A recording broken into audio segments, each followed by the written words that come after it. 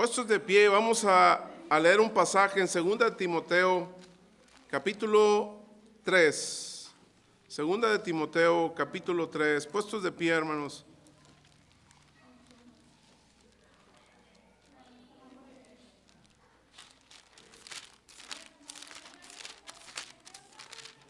Segunda de Timoteo, capítulo 3. Y vamos a leer versículo 1 y 2.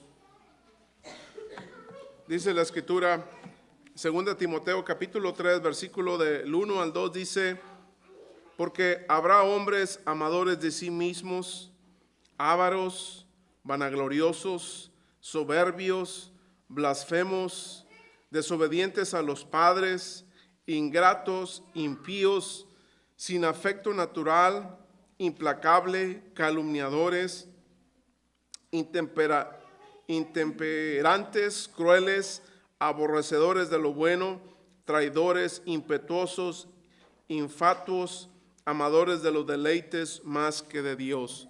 Incline su rostro y vamos a hacer una oración a Dios. Bendito Padre que moras en el cielo, gracias Padre por esta oportunidad que tú nos das, Señor, de hablar de tu palabra. Te pedimos, Padre, que sea una bendición, Señor, que no vuelva vacía tu palabra. En el nombre bendito de Cristo Jesús, oramos todas estas cosas. Amén y amén. Pueden tomar asiento. ¿Sabe? En esta tarde vamos a hablar acerca de cómo liberarse del abuso. Y no les voy a pedir que levanten su mano, pero ¿cuántos de ustedes han sido abusadas? ¿Cuántos de ustedes han sido abusados verbalmente? ¿Cuántos de ustedes han sido abusadas o abusados psicológicamente, físicamente, sexualmente? No tiene que levantar su mano, pero pensar cuando las personas atraviesan por el abuso. Y lo que acabamos de leer, cuando el apóstol Pablo le escribe a Timoteo en el capítulo 3, él está hablando que el abuso en los últimos tiempos se va a incrementar. Va a haber más abuso. Y le voy a hablar de algunas estadísticas. Estadísticamente se dice que en Estados Unidos, cada 9 segundos, una mujer es golpeada o es asaltada. Cada 9 segundos. También las estadísticas dicen que de cada 3 mujeres, una mujer es golpeada, obligada a tener relaciones sexuales. Y sucesivamente, hermanos, toda esta investigación acerca del abuso nos está diciendo que esto va en incremento en la sociedad. Ahora, ¿es difícil identificar el abuso que sucede en las personas? Sí, sí es difícil. Pero la Biblia nos da muchos consejos a través de los cuales nosotros podemos superar este abuso. Nos habla de que nos da ejemplos en la Biblia de abuso sexual, de abuso físico, de abuso verbal y de abuso emocional. Y le voy a dar algunos ejemplos en la Biblia. Por ejemplo, abra su Biblia ahí en el primer libro de la Biblia, en Génesis capítulo 16, versículo 6. Todos saben que hay una niña en la iglesia que se llama Génesis y que es muy bonita, ¿verdad? Bueno, Génesis, anda por ahí jugando, pero Génesis capítulo 16, versículo 6, dice la Biblia de esta manera: y de tal manera comenzó Sarai a maltratar a Agar, que ésta huyó al desierto. ¿Sabía que esto es un tipo de abuso? Esta mujer, Sarai, que después es Sara, no podía tener familia. Entonces habla con su esposo Abraham y le dice: llégate a mi sierva Sara. Y Abraham tiene relaciones con ella, tienen un hijo que se llama Ismael, y cuando nace ese niño, Sara se pone bien celosa de la sierva egipcia Agar. ¿Y qué hace? La maltrata, hay abuso. ¿Y qué hace Sara? ¿Qué hace Agar? Huye de la casa. En el libro de Primera de Samuel, capítulo 25, versículo 17, el esposo de Abigail, un hombre llamado Nabal. Yo tengo una hija y se llama Abigail, ¿verdad? Este hombre Nabal, dice la escritura, tiene mal genio, que ni hablar se puede con él. O sea, este hombre era un hombre alcohólico. Estaba bebiendo demasiado. Ese hombre era una persona que completamente cerrada. Él pensaba que lo que era correcto y lo decía sin pensar el daño que podía crear, ocasionar en las demás personas. Pero vamos a hablar, hermanos, en el caso de Job. Hay otro ejemplo en el caso de Job, capítulo 19, versículo del 1 al 3, y dice la Biblia: ¿hasta cuándo me torturarán? ¿Hasta cuándo intentarán aplastarme con sus palabras?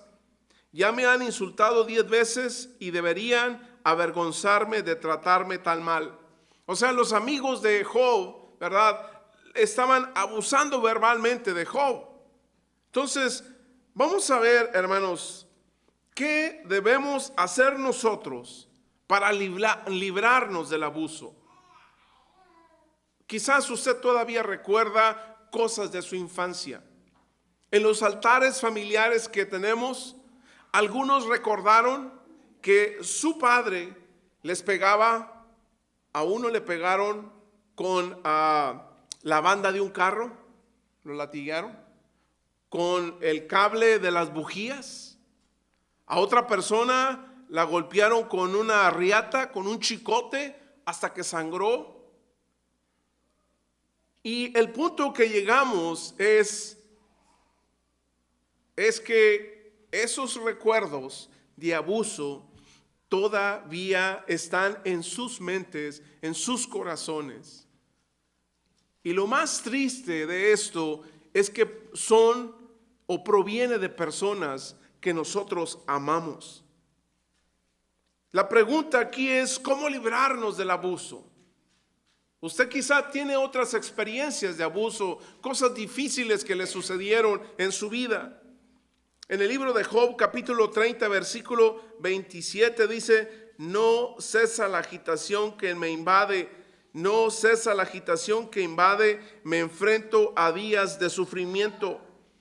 Con las estadísticas que vimos, con los ejemplos que acabamos de ver de la Biblia, hermanos, el abuso es algo que destruye.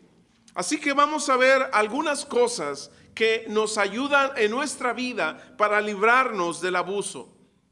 La número 1, lo que yo tengo que hacer para tratar de sacar el abuso de mi vida, controlar el abuso, que el abuso no me siga destruyendo, que esos golpes que te dieron con esa banda de carro, con ese cable de las bujías, con ese chicote, la manera a lo mejor como tus padres te hablaban, las palabras que usaban, te aman, pero ellos usaron cosas que te dañaron, o otras personas, tu ex esposo, tu ex esposa, tu pareja, yo no sé, ¿verdad?, el compañero de trabajo.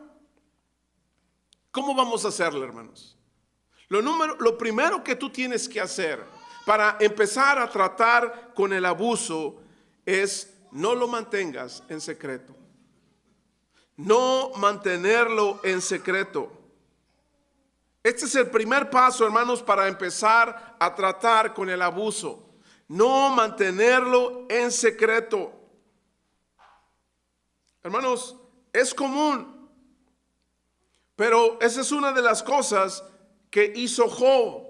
En Job capítulo 8, en Juan 8:32 dice: la verdad os hará libres. La manera, hermanos, la manera de ser libres es enfrentando el problema. Mientras que el pasado esté ahí, el pasado abusivo, el pasado destructivo esté ahí, el problema ahí va a estar en nuestras vidas. El daño ahí va a continuar en nuestras vidas. La herida va a seguir ahí. Eso significa que cuando usted lo deja ir, usted lo admite, usted lo saca de su vida. ¿Sabe qué hace el abuso en su mente?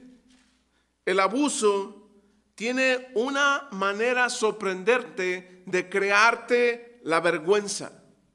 Y cuando te crea la vergüenza, ¿verdad?, cuando te crea cuando fuiste abusado de niño, de adolescente, cuando fue tu culpa, cuando todas estas cosas sucedieron, el abuso tiene una habilidad tremenda de crearte la vergüenza. Es que es muy vergonzoso, es que es muy vergonzoso. Hay un problema ahí. Pero acuérdense, la manera de nosotros poder sanar es confrontar ese problema. A lo mejor muchos de ustedes están confrontando situaciones difíciles de su pasado en su vida. Pero vamos a ver al rey David. Si alguien comprendía el abuso en la Biblia, fue el rey David, el segundo rey de la nación judía. Ese rey en el Antiguo Testamento fue el que escribió la mayor parte del libro de los Salmos. Y pasó mucho tiempo de su vida enfrentándose al abuso, que había personas que querían dañar al rey David.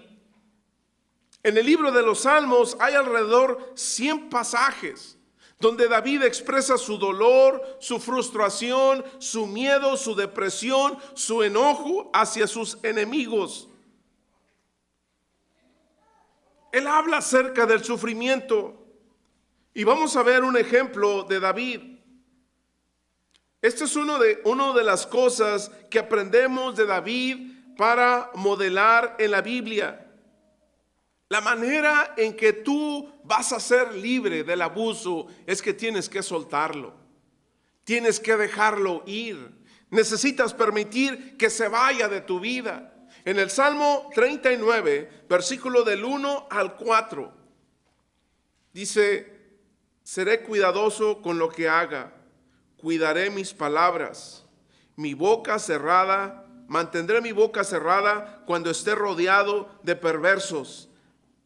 Así que no dije nada, pero me sentía aún peor, estaba furioso y entre más lo pensaba, más molesto estaba. Así que decidí hablar: Señor, dime qué pasará ahora. Dime cuánto tiempo me queda de vida. Esta es una respuesta clásica al abuso. Vamos a ver dos cosas en este pasaje. Cuando no nos debemos aferrar a ciertas cosas que son destructivas. O sea, lo primero, él tiene que hablar en presencia de sus abusadores, aquellos que perpetúan el abuso en su contra. Dice: cuando esté rodeado de perversos. La segunda cosa, hermanos, fue el silencio. Así que no dije nada. Aquellas personas que han sido abusadas y lo han mantenido en secreto, saben lo que David está hablando aquí en la Escritura. Cuando tú mantienes en secreto el temor, el miedo, cuando mantienes en secreto el pánico, el dolor, ¿verdad? David dice esto y lo dice y lo expresa de muchas maneras. En otras palabras, no lo dejes ahí. Necesita salir de tu vida, necesita irse, necesita sacarlo. Porque cuando el abuso está en tu vida, te vas a enfermar. Hay personas que cuando hablan, como que no conectas el tono de su voz con la persona o el individuo que está ahí. Hay mujeres que tienen una voz muy gruesa. A veces puede ser un problema, una situación de sus funciones vocales, pero en otras ocasiones es por el daño que están acarreando en sus vidas o que acarrearon en su pasado. Hay personas que nada las hace feliz. No están contentos con nada. Tienen trabajo, tienen un buen sueldo, tienen todo lo que necesitan y no son personas felices. ¿Por qué? Porque hay un problema en sus vidas. La segunda cosa, hermanos, que tenemos que hacer para tratar de sanar del abuso es: póngale nombre al abuso. Identifíquelo. Necesita ser específico, necesita reconocer. Cuando hablábamos en los altares familiares, los que sacaron que lo latigueaban con la banda de carro, con el cable de bujías, con un chicote, llegamos al punto. Era el papá o la mamá o la abuelita, ¿sí me entiende?, quien hacían eso. Y todavía no se les olvida. Algunas personas todavía recuerdan el abuso y lloran. Se les salen sus lágrimas. Porque todavía les causa daño. Hace 20 años, hace 30 años que pasó, pero todavía sigue persistiendo. Vamos a ver cómo identificar ese abuso. Cómo ponerle nombre a ese abuso. Y vamos a ver algunas marcas emocionales en las personas cuando son abusadas. En el libro de los Salmos, capítulo 102, versículo 8, dice: mis enemigos se burlan de mí día tras día, se mofan de mí y maldicen. Lo que está hablando aquí David es una palabra. La primer marca del abuso es el agravio. La primer marca del abuso es el agravio. Hay personas que te insultan, hay personas que se burlan de ti, hay personas que te maldicen, hay personas que te dicen lo que quieran. Eso se llama agravio. No te dejan en paz, siempre te están provocando. Esa es la primera marca del abuso emocional. A esto se le llama agravio.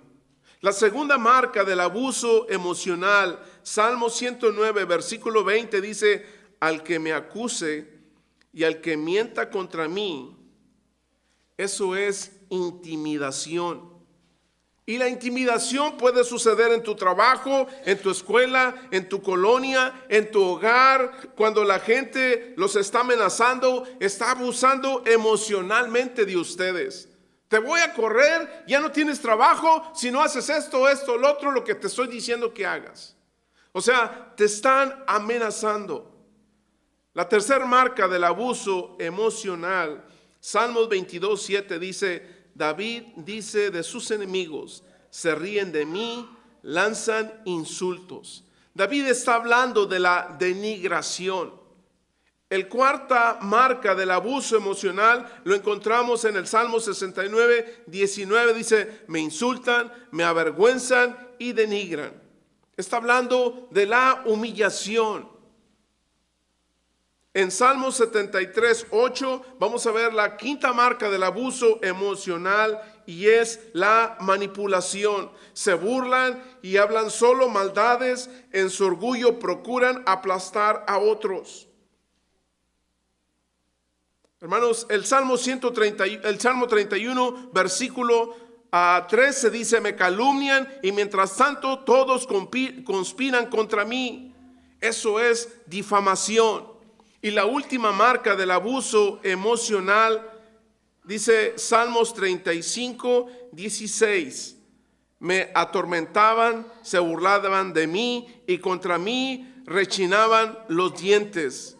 Esto es condenación. Hermanos, vemos las marcas del abuso emocional. Ahora vamos a ver cómo tengo que arreglar el abuso en mi vida. La tercera cosa que tú tienes que hacer: no lo minimices, no lo racionalices. En Efesios 5, 6 dice: no se dejen engañar por los que tratan de justificar esos pecados, porque el enojo de Dios caerá sobre todos los que lo desobedecen. Así que no digas cosas como mi hijo, es que tu mamá te dijo de esta manera, o tu papá te habló de esta manera porque está cansada, está cansado, tuvo un día muy pesado en su trabajo. No lo racionalicemos, no lo minimicemos. Es que llegó tu pareja y empezó a decirte cosas, a insultarte, a agraviarte, a manipularte, a decirte cosas que no te debería de decir, pero tú lo racionalizas y dices, oh, es que viene muy cansada o viene muy cansado de su trabajo. No racionalices el abuso, no lo minimices. ¿Saben cómo trata Dios el abuso? En el Antiguo Testamento, cuando ustedes leen los profetas menores en el Antiguo Testamento, ellos hablan que Dios se enoja contra el abusador, contra el abuso, y los juicios de Dios son severos. Por eso dice Efesios 5:6, no se dejen engañar por los que los tratan de justificar esos pecados, porque el enojo de Dios caerá sobre todos los que lo desobedecen.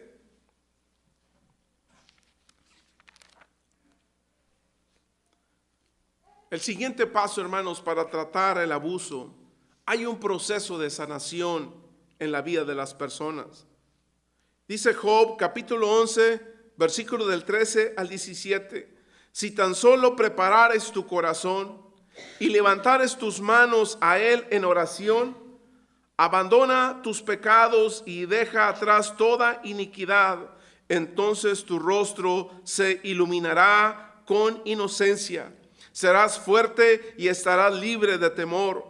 Olvidarás tu sufrimiento, será como agua que corre, tu vida será más radiante que el mediodía y aún la oscuridad brillará como la mañana. ¿Cómo se hace esto? ¿Qué está diciendo en este caso Job? Bueno, lo primero que Job está diciendo, dice, si tan solo preparares tu corazón a Dios. ¿Qué significa esto?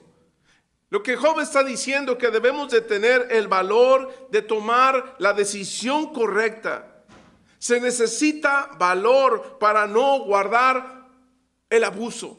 Se necesita determinación para hablar. Y dice Job, y levantarás tus manos a Él en oración. No quiere decir que el hecho de que usted levanta las manos a Dios ya quedó sanado. Lo que está diciendo Job es que se necesita volver a Jesús, se necesita volver al Salvador. Él vino a sanar, Él vino a restablecer, Él vino a levantar a las personas caídas. Después dice Job, abandona tus pecados y deja atrás toda iniquidad. Lo que está diciendo es que se alejen del mal. Saquen todo lo que te estropea espiritualmente en tu casa. Tienes música pagana, te la pasas viendo todo el día la televisión, o el tiempo libre que tienes te las pasas oyendo música que oye el mundo, te la pasas en el internet. Tenemos que hacer todo lo que no me conecta con Dios, hacerlo a un lado, porque acuérdense, lo más importante debe de ser Dios en sus vidas. Y después, dice Job, después tu vida será más radiante que el mediodía y en la oscuridad brillará como la mañana. Está hablando aquí Job que después de que hagas estas tres cosas, emocionalmente tú tienes sanidad. Emocionalmente tú eres una persona sana. ¿Por qué? ¿Qué pasa con las personas que han sido abusadas y que no han sido sanadas? Estas personas han perdido la esperanza. ¿Cuántos matrimonios te están existiendo ahora, sobreviviendo sin esperanza? ¿Cuántas personas, cuántos hombres o mujeres ya perdieron la esperanza? Pero sin embargo, Job nos está enseñando que si tenemos el valor de hablar y decir a Dios, de volver a Jesús y sacar todo lo que estorbe para tener esa comunión con Dios, entonces va a venir de nuevo a tu vida la esperanza. Y una cosa más, ¿qué se tiene que hacer con el abuso? ¿Qué va a hacer aquella niña, aquel joven que fue abusado quizás por sus padres, por su vecino, por sus abuelos, por sus familiares, ¿qué tiene que hacer? ¿Qué vas a hacer con aquella persona que abusó de tu familia? La última cosa, permitan que Dios ajuste las cuentas. No lo hagan ustedes, no tomen represalias, no tratan de vengarse. Dice la escritura en 1 de Pedro 3:9, no paguen mal por mal, no respondan con insultos cuando la gente los insulte. Por el contrario, contesten con una bendición. A esto los ha llamado Dios y los bendecirá por hacerlo. Si quieres recibir la bendición de Dios, tienes que ser diferente. No debes hacer lo que el abusador hizo. No puedes corresponder, no ajustes cuentas con estas personas, porque el ajustar cuentas con el abusador te pones al mismo nivel de esta persona. En Isaías 53 dice acerca de Jesús: Él fue traspasado por nuestras rebeliones y molido por nuestras iniquidades. Eso es abuso. Sobre Él recayó el castigo, precio de nuestra paz, y gracia a sus heridas fuimos sanados. Nunca debes olvidar quién empieza la sanación. Esta tarde, si tú no has recibido a Jesús, permíteme presentártelo. Si tú no conoces a Jesús en tu corazón, no lo quieres conocer. Puesto de pie, vamos a cantar esta alabanza. En el Salmo 34 dice: el Señor está cerca de los quebrantados de corazón y salva a los de espíritu abatido. Todas aquellas personas que han sido dañadas, que han sido abusadas, ¿no quiere venir al frente a entregar su vida a Jesús? ¿No quiere conocer a Jesús?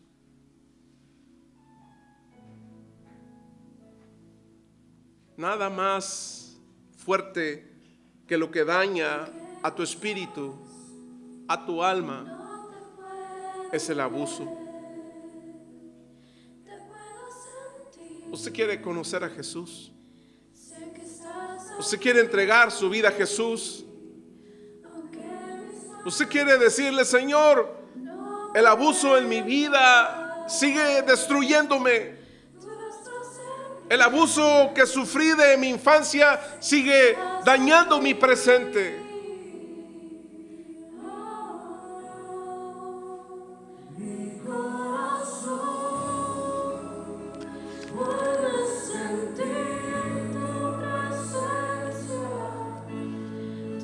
Jesús está aquí. Jesús le está hablando a su corazón. Jesús es el único cirujano que puede quitarte ese corazón dañado. Jesús es el único doctor que puede hacer una cirugía en tu corazón, en tu alma, y eres sano. Eres sano porque Él es el único que tiene el poder de perdonar nuestros pecados. ¿Te fijas lo maravilloso que es Dios? Cuando vino un paralítico ante Jesús, lo primero que hizo Jesús y le dijo: tus pecados te son perdonados. Eso es lo maravilloso. Él es el único que puede sanar tu alma, tu corazón, tu vida. Cante con nosotros. Acepte a Cristo en tu corazón.